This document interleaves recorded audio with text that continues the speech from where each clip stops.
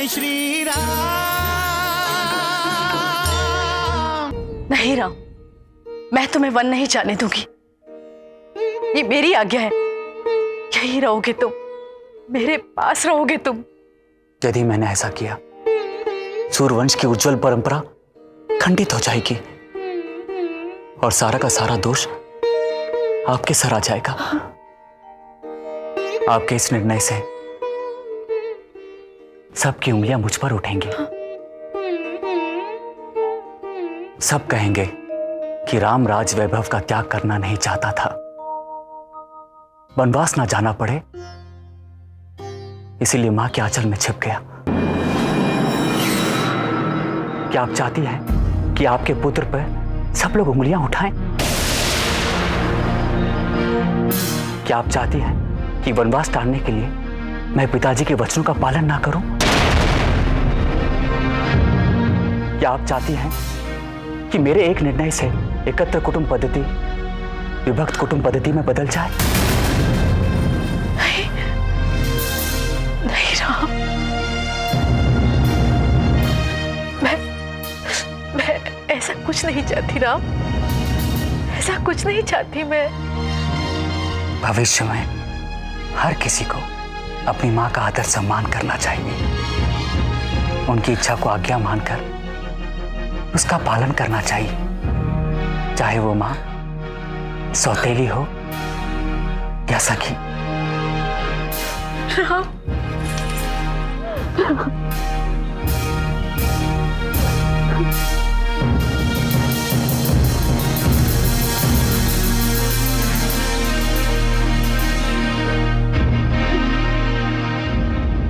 मैं भी आती हूं तुम्हारे साथ। वन मेरे साथ मां? हाँ, माता का धर्म निभाने, अपने पुत्र की देखभाल करना, उसकी रक्षा करना, किसी भी अमंगल से उसे बचाना एक मां का धर्म है ना। और पत्नी धर्म? कौन सा धर्म श्रेष्ठ है मां? पत्नी धर्म या मां का धर्म?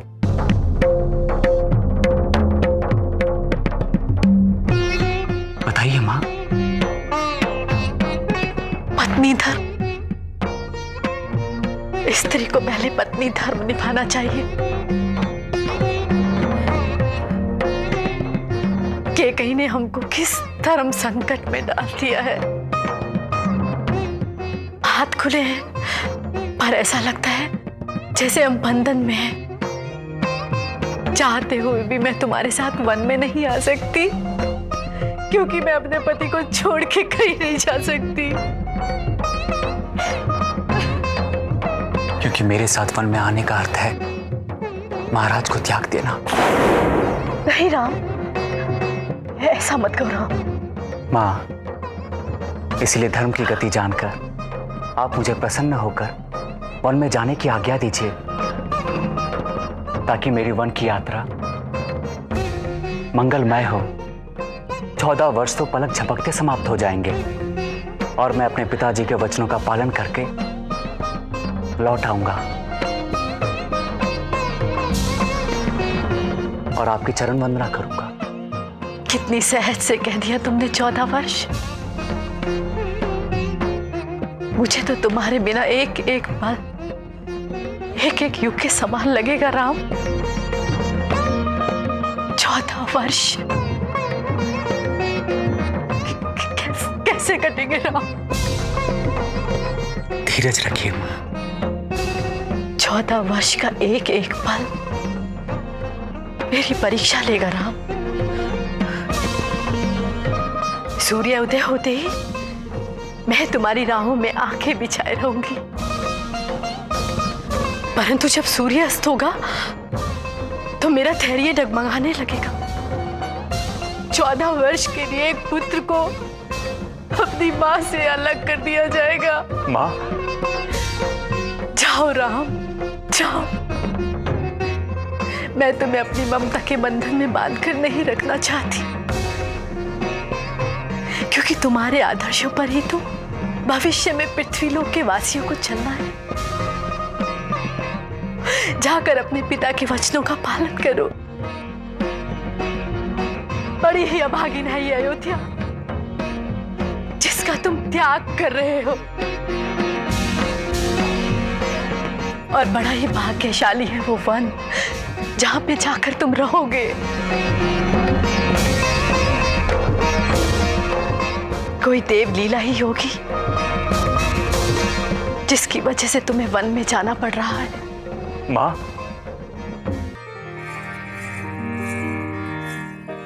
माँ,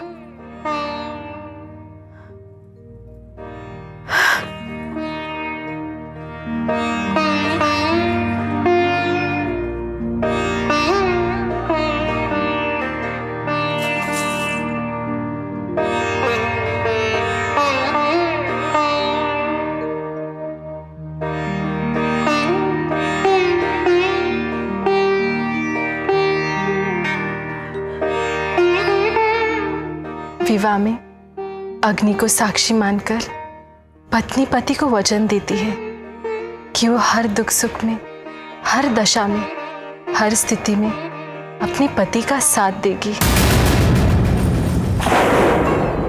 माँ, अब वो उस वचन का पालन करने का समय आ गया है। ये तू क्या कह रहे? राम, इसे समझाओ, ये क्या बोल रही है?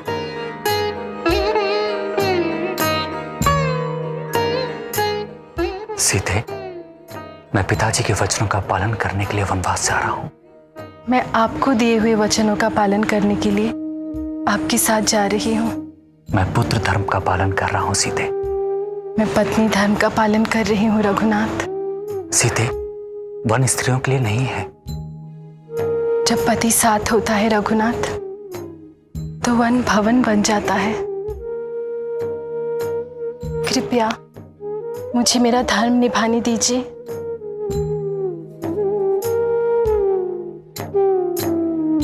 सीते, वन में जाने का अर्थ है कष्ट ही कष्ट। आप साथ होंगे तो मैं हर कष्ट सहन कर लूंगी।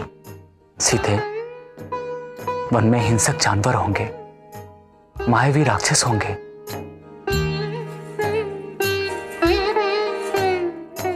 क्यों हट कर रही हो सीते? वन अत्यंत कठोर और भयंकर होता है। वहां पर प्रचंड धूप, शीत, वायु और वर्षा बहुत कष्ट देते हैं। मार्ग में कंकड़ कांटों पर कैसे चल सकोगी तुम? तुम्हारे सुंदर चरण कमल बहुत कोमल है सीते। रघुनाथ मेरे साथ होंगे ना माँ? सीते, वहां पृथ्वी पर सोना पड़ेगा, वहां कंदमूल फल का भोजन मिलेगा। आपके साथ मुझे वो पकवानों का भोजन लगेगा। हर सुख है पति से जुड़ा, पति ही मंगल मूल। पति हो संग तो शूल भी बन जाते हैं फूल। सब दिन हो अनुकूल। यदि मैं अपने साथ तुम्हें ले गया तो लोगों की निंदा का पात्र बनूंगा। माँ, ऐसा प्रतीत हो रहा है मेरे पतिदेव मुझसे रूठे हुए हैं। आप इन्हें समझाइए ना माँ, बताइए ना इन्हें पति के वियोग के सामने पत्नी के लिए और दूसरा कोई महान दुख नहीं है। आप इन्हें समझाइए ना माँ। पत्नी का नाता केवल अपने पति से होता है। पति साथ ना हो तो स्त्री को कोई धन, कोई ऐश्वर्य, कोई राज्य नहीं सुहाता। पति साथ ना हो तो अलंकार, गहने सब बोझ बन जाते। संसार नर्क समान बन जाता है। कोई भी सुख सुखदायी नहीं होता। जैसे बिना जल के नदी, बिना जीव के देह। वैसे बिना रघुनंदन के ये जानकी भी एक पल भी जीवित नहीं रह सकेगी। सीते, यहाँ तुम्हारा घर है, तुम्हारा परिवार है। जहां आप रहेंगे रघुवीर, वही मेरा घर होगा,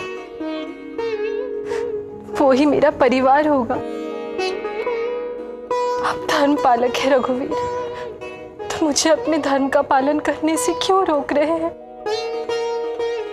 मैंने कहा ना राम, कैकेयी ने हम सबको धर्म संकट में डाल दिया है। रघुनाथ, यदि आप मुझे अपने साथ नहीं लेकर जाएंगे तो ये सीता जीवित नहीं रहेगी। सीते,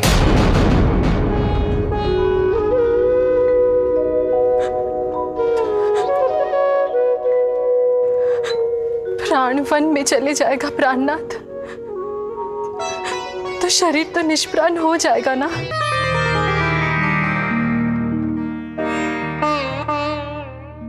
राम, तुम तो सबको न्याय देने वाले हो, फिर तुम अपनी पत्नी के साथ कैसे अन्याय कर सकते हो?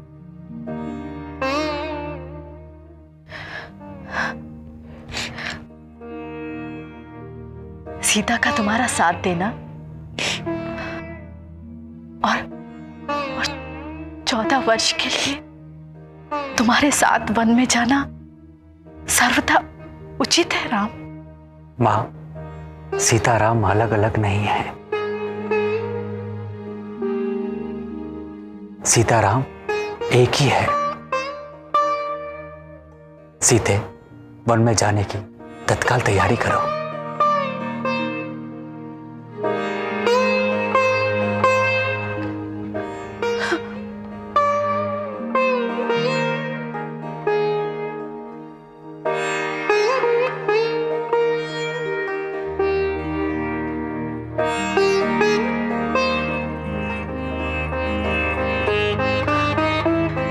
राम, भूलना मत, मेरी तरह अयोध्या का हर कोई तुम्हारी प्रतीक्षा में आंखें बिछाए खड़ा होगा। शीघ्र लौट के आना पुत्र।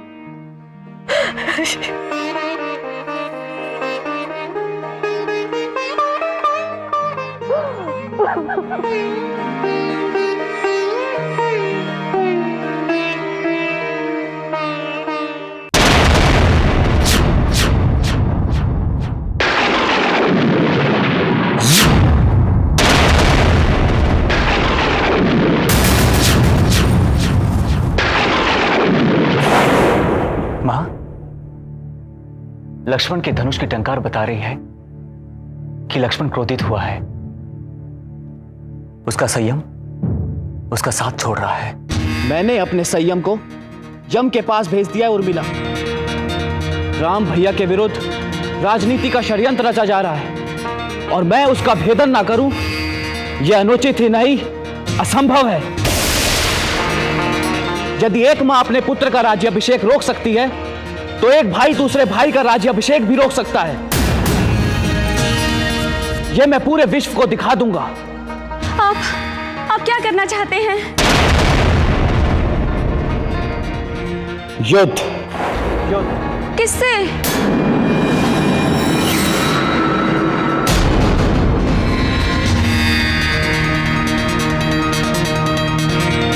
भरत से। मां और बेटे ने मिलकर जो षड्यंत्र रचा है, मैं अपने बाणों से उसे छलनी छलनी कर दूंगा। नहीं, अब बिना सोचे समझे कोई निर्णय न लीजिए।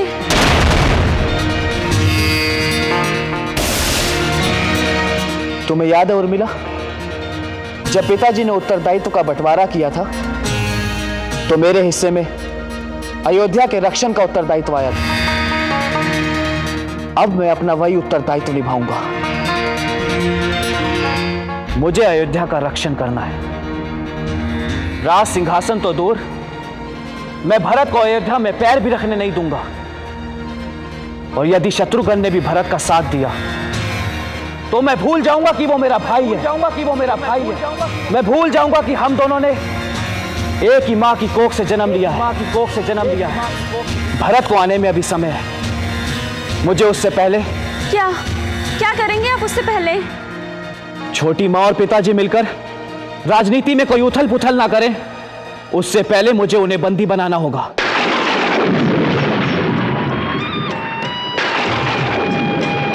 राम के प्रति लक्ष्मण जी से कोई अन्याय सहा नहीं जाए, नहीं जाए। राम भी राम है, राम के आगे कुछ लक्ष्मण से कहा नहीं जाए। राम भी राम है, राम के आगे कुछ लक्ष्मण से कहा नहीं जाए।